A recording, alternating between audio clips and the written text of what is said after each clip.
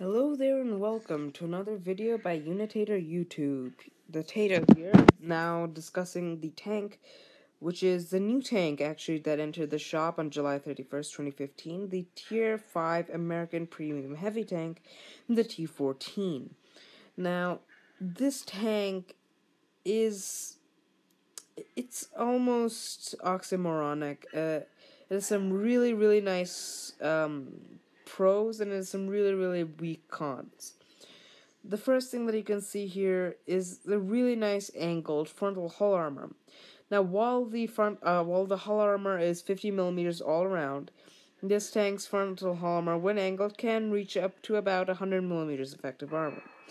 Now, the turret, however, is immensely strong on this tank, having 101 millimeters of effective armor all around the tank, combined with the spaced and angled frontal armor of the turret.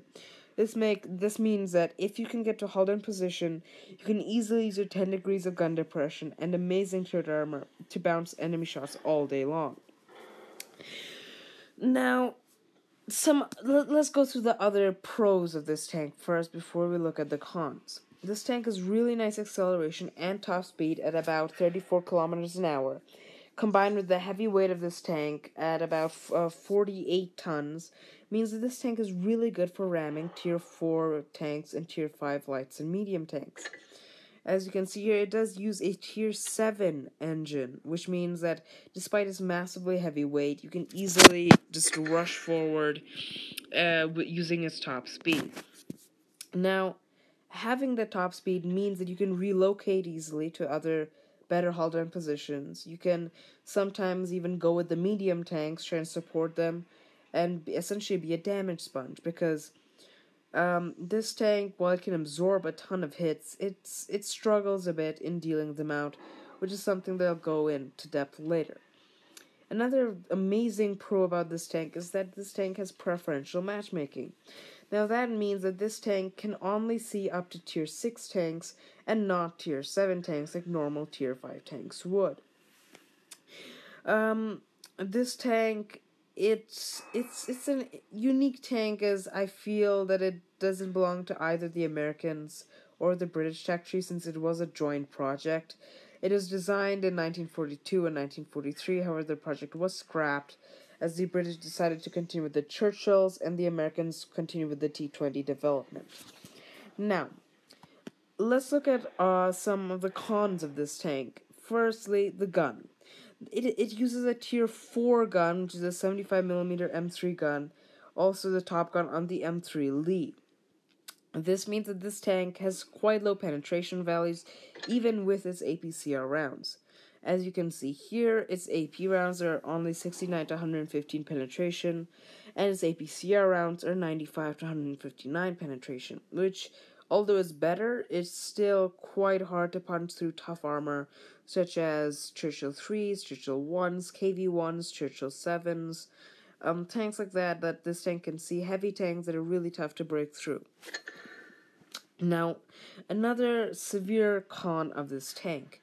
This tank is a mere 20 degrees of hull traverse and 21 degrees of turret traverse, meaning that this tank can easily be flanked by enemies.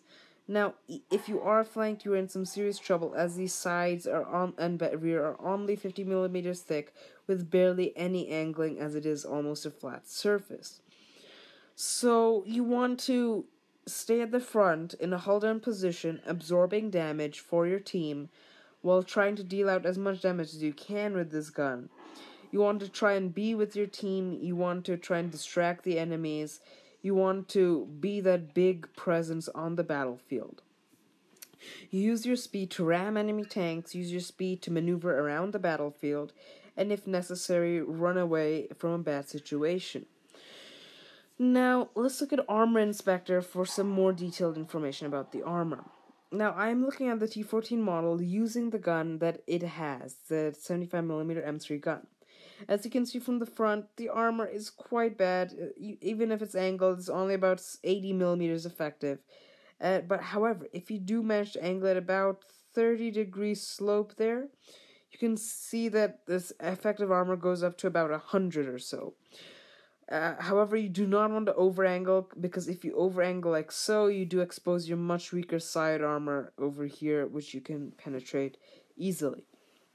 Now, looking at the turret, as you can see, it does have a cupola, although the cupola is a very small chance of being hit. The turret itself is spaced, as you can see here. It has spaced armor, which makes it even harder to penetrate, especially with heat. Now, as you can see here, one of the glaring weak points of this tank is this giant machine gun port, which hovers through about 60 to 70 millimeters of effective armor. So when you're engaging a T14, you'll always want to shoot at this machine gun port, assuming you do not have the sides or rear of this tank and cannot flank around him.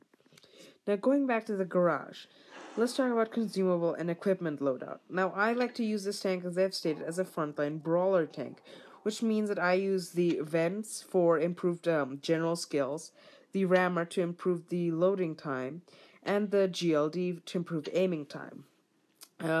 Now, you will notice that I did say GLD because this tank has really bad accuracy. Although it does have a really nice rate of fire and a pretty good alpha, which can dish out a lot of damage, the bad accuracy combined with a long aim time at about 2.5 seconds and the bad penetration means that you cannot really pinpoint enemy weak spots. Now, if you cannot pinpoint enemy weak spots, that means that you need to get up close and personal and basically shotgun enemy tanks. That's why I like to use the GLD and the vents and the ram, because you really have to be on the front lines. You cannot snipe in this tank with this .46 dispersion. Another feature that you will notice about this tank that is a con is its low view range at only 230 meters. Now, when looking at other tanks, such as the Ram 2 gets 230, the Panzer IV Hydra gets 230, the T25 gets 230, so it's not that good, but it is average for a tier 5 tank. It's not exemplary in any way.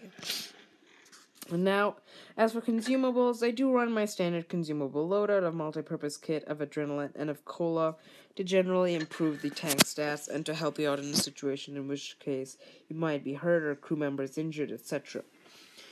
Now, let's look at some gameplay.